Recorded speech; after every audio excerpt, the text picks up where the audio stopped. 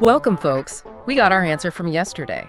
Traders were left wondering if yesterday's weak close was going to be followed up with more chop or some long-awaited follow-through, and we sure got our answer today.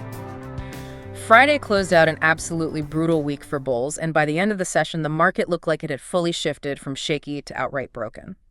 Stocks kept sliding, tech stayed under pressure, Bitcoin rolled over again, and even with a bounce in metals, the bigger message from the tape was that fear, war headlines, and inflation pressure were still running the show.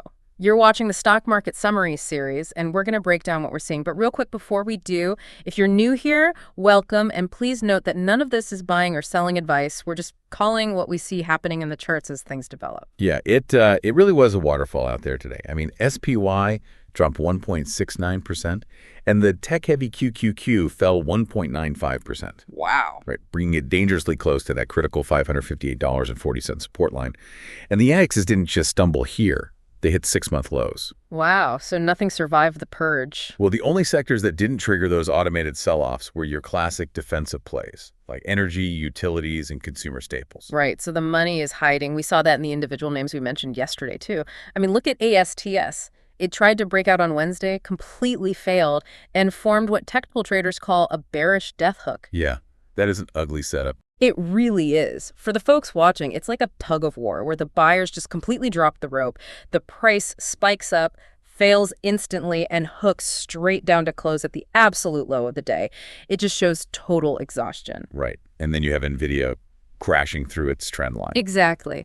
When a massive market leader like that loses its support floor, you have to wonder, do we get a classic Monday morning pop to trap the late bears, or is there just way more bleeding to come? Well, the momentum suggests more bleeding, honestly, mostly because the underlying cause of this sell-off isn't just technical, it's macroeconomic. I mean, March consumer sentiment just plummeted down to 53.3. Man, that is a huge drop. Huge. And one-year inflation expectations jumped to 3.8%, mostly because, oil is surging over 50% right now on all the Middle East and Iran conflict headlines. Right, which just makes everything way more expensive. But wait, let me push back for a second. Does this mean the whole idea of easy Fed relief is just completely dead, like no rate cuts? Yeah. Well, yeah, pretty much. I mean, markets are actually entertaining the possibility of a 2026 rate hike now. Fed policymaker Anna Paulson was out warning about it, basically saying these commodity shocks make inflation expectations incredibly fragile, which, spikes the risks across the board.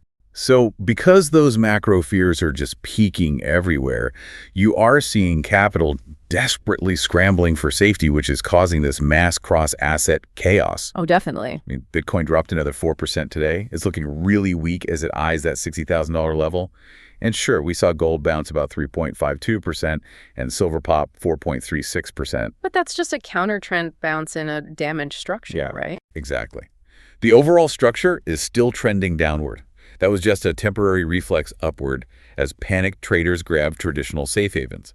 The only safe equity pockets were defensives, like energy, utilities, and staples. It really feels like everyone is just grabbing whatever life preserver happens to float by. It does. And, this kind of chaos is exactly why strict risk management separates the pros from the gamblers. For sure, and that's exactly what you need right now. Here's where it gets really interesting, though, and something I want you to mull over. If oil continues to surge on these ceasefire doubts and inflation keeps running hot, will even those safe defensive utility and staple pockets eventually break down? If the cost of doing business gets high enough, no sector is truly immune forever. Have a great weekend, everyone. Stay safe and tune in next week as we continue to cover the markets and the developments we've mentioned.